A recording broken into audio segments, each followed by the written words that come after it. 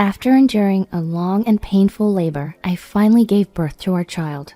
Looking forward to holding my much-anticipated baby, I noticed the midwives conferring with troubled expressions. Could something be wrong with the baby? I couldn't believe my ears when one of the midwives approached and said, "The baby has dark skin. It seems there might be non-white ancestry." My name is Christine. I'm 25 years old. Alden, my husband, and I are approaching our 3rd wedding anniversary. Having lost my parents in an accident a few years ago, Alden is the only family I have left. But things between us haven't been great lately. Lately, Alden often comes home late, claiming he's busy with work and barely spends time at home during weekends. Our moments together started decreasing, and he hardly spoke to me anymore. I was deeply bothered by Alden's distant behavior. "Hey, did I do something wrong? If I upset you, please tell me," I said one day to Alden. But Alden just brushed it off. "No, it's nothing. I'm just tired from work," avoiding eye contact. "But you've been so distant. If I'm at fault, I want to fix it," I pressed. Alden sighed. "You know, being constantly questioned like this is really annoying." I was devastated hearing him say that. From then on, I couldn't bring myself to talk about his behavior, and the days just went by. However, a few weeks later, Alden suddenly suggested going on a trip. "How about a weekend getaway to a national park? I could probably take time off work." Having been distant for so long, Alden's proposal was a pleasant surprise. "I'd love to. Why the sudden change of heart?" "Sometimes I just want to spend time with you," he admitted. Tears welled up in my eyes. I was secretly hoping that this trip might bring us closer again. "This hotel has a great bar on the top floor. Want to stay here?" Alden said as he showed me the hotel's website. It featured a photo of a cozy-looking bar. "It looks great. Let's go there." So we decided on a weekend getaway to the national park. On the day of the trip, after a day of sightseeing, we checked into the hotel. After a luxurious dinner, we headed to the bar on the top floor. It offered a beautiful panoramic view. "It's even better than the photos. Thanks for bringing me here," I told Alden, who smiled warmly in response. "Let's make the most of tonight. How about a drink, Christine?" Taking Alden's suggestion, I ordered a fruity cocktail. Feeling the happiness of sharing this moment with Alden made my heart full. I thought maybe things between us could be like before. As I sipped my drink, an overwhelming drowsiness suddenly overtook me. My head became cloudy and my vision blurred. "Christine, are you okay? Did the drink hit you?" Alden, noticing my state, looked concerned. "It's strange. I barely drank, but I'm so sleepy." "You're probably tired from the day. I'll carry you to the room, and you can rest," Alden offered, and I nodded in agreement. It's odd, I've always held my liquor well. I soon fell into a deep sleep. When I woke up the next morning, Alden was already up. "Good morning, Christine. Did you sleep well?" "Morning. I don't remember much from last night. I didn't do anything weird, did I?" As I yawned, Alden grinned. "Don't remember. You slept soundly, that's for sure." Alden seemed unusually cheerful, which puzzled me a bit. But maybe he just needed this refreshing break. Good for him. With that thought, I didn't find anything odd about his behavior. Filled with happiness, we concluded our trip. 2 months after our vacation, Alden's work kept him away, but our conversations increased noticeably. On weekends, we'd sometimes go out together. The concerns about Alden's attitude were behind me. However, despite the reduced stress, I started feeling off. A persistent low-grade fever and daily nausea concerned me. Did I catch a cold? I decided to see a doctor. There, I was met with surprising news. "Congratulations, you're pregnant." Stunned, I just stared with my mouth agape. Wait, pregnant?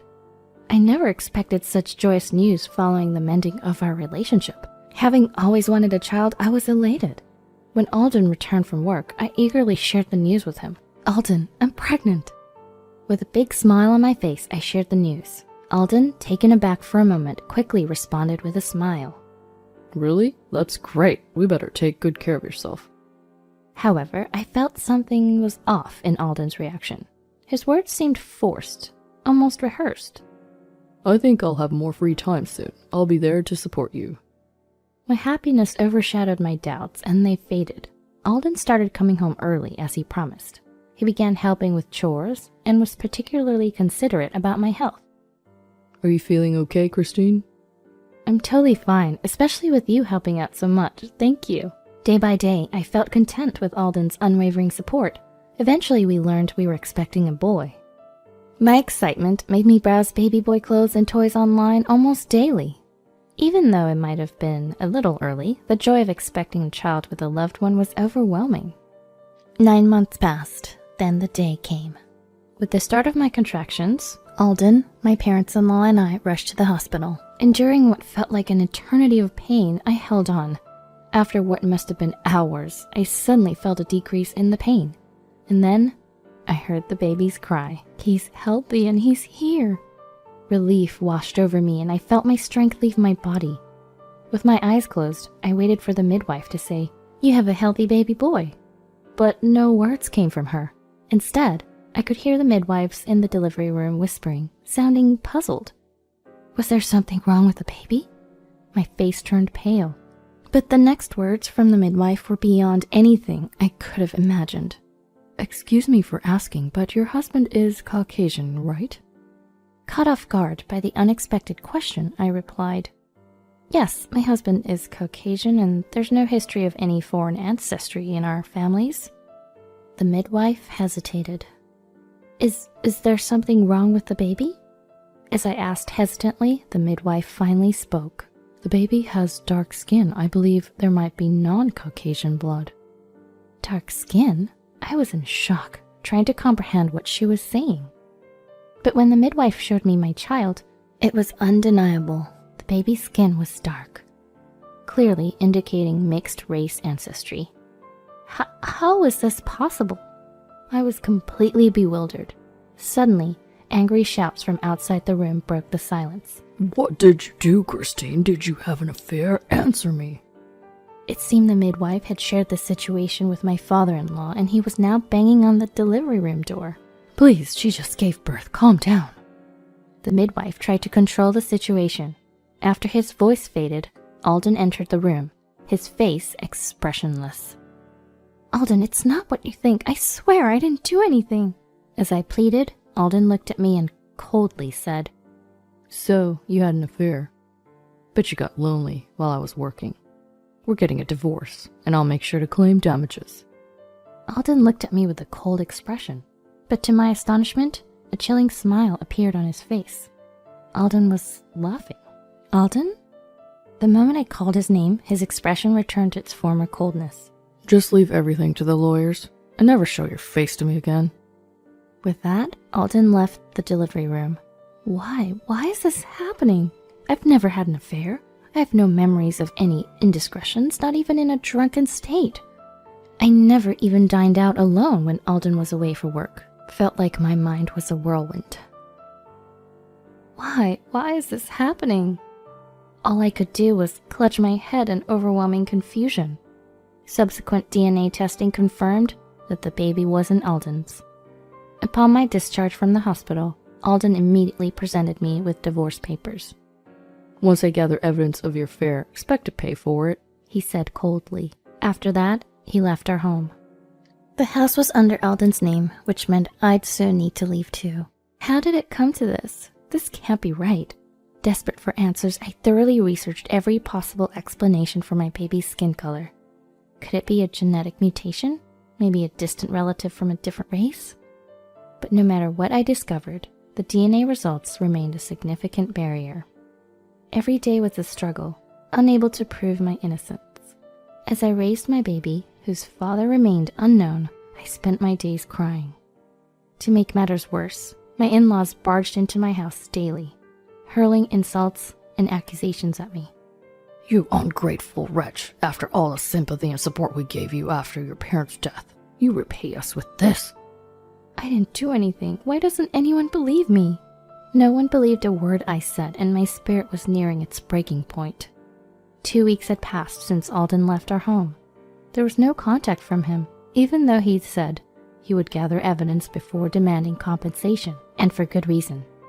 I hadn't committed any infidelity, so there would be no evidence to find. Lately, I had begun to harbor doubts about Alden. The smile he showed in the delivery room just didn't sit right with me. Could Alden be behind all this? No, that's impossible, right? If Alden had plotted something, I had no clue why or how he would. I shook my head, trying to shake off the absurd thoughts. Maybe some fresh air would help clear my mind. Come to think of it, I haven't really been out much lately. I've been living in fear, worried that the news had spread in the neighborhood, or that I might run into my in-laws. If I stayed cooped up any longer, I'd just sink deeper into despair, so I decided to take my baby out in his stroller. The sky was a clear blue, and the fresh air felt revitalizing. It felt like ages since I last stepped outside. If I knew it would be this refreshing, I would have done this earlier. Lost in those thoughts, I took a walk in a quiet park. In the stroller, my baby was sound asleep. You did nothing wrong. I'm sorry you got tangled in our issues, I whispered, gently caressing my baby's head. Having completed a lap around the park and feeling thirsty, I decided to step into a nearby cafe. I settled into a seat that I was shown to and ordered an orange juice. As I took a moment to breathe, a familiar voice from the seat directly behind me reached my ears. So fabricating evidence isn't as easy as you thought. I want to claim as much compensation as possible, so just wait a bit longer. If we register our marriage too soon, they'll discover our affair. I was paralyzed with shock, feeling as if time had stopped. The voice unmistakably belonged to Alden. On instinct, I quickly activated the voice recorder on my cell phone. Then a woman's voice followed Alden's. Considering the potential legal consequences, it's a risky game, having her drugged and assaulted by another man during a trip. That's clearly criminal. Alden, you do think of wild schemes. And to potentially get compensation without our affair being discovered? Brilliant. Yup, waving a bunch of money in front of a guy got me an immediate yes. Getting the sleeping pills was the challenging part. What? He had me assaulted by another man? My heart pounded deafeningly. Looking back at the trip Alden and I took, everything began to make sense. My husband, who hadn't come home for days, suddenly suggested a trip. Even though I can hold my liquor well, after having just one drink, I was overwhelmed by an intense drowsiness. All the pieces fit, and a nauseating realization hit me. Alden had deceived me, tricking me into carrying another man's child, and played the role of a good husband right up to the birth. And he didn't even care about the fate of the child about to be born. Barely suppressing my urge to confront him there and then, I clenched my fists. Alden, I will never forgive you. Boiling with rage, I clenched my fists tightly.